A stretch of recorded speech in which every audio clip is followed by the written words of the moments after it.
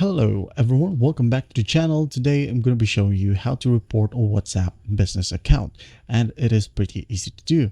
Alright, let's say for example that you've received multiple spam messages from a business account, or you have a contact on your business account that you wanted to report. Just go ahead and follow these steps.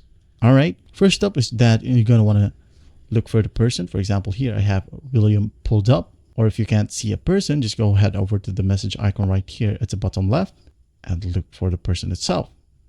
All right, it'll require you to enter your PIN. Just go ahead and do that and you'll be landed to your messages. Now what we're going to do here basically is just tap on the three dots right here at the top right. All right, and tap on more.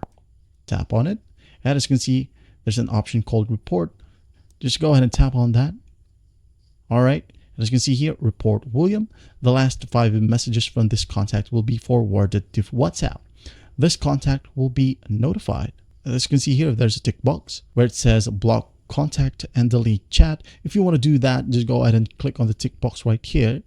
If not, if you want to save these messages, just go ahead and tick this one and hit on report. And once done, you've successfully reported the WhatsApp business account. And there you have it.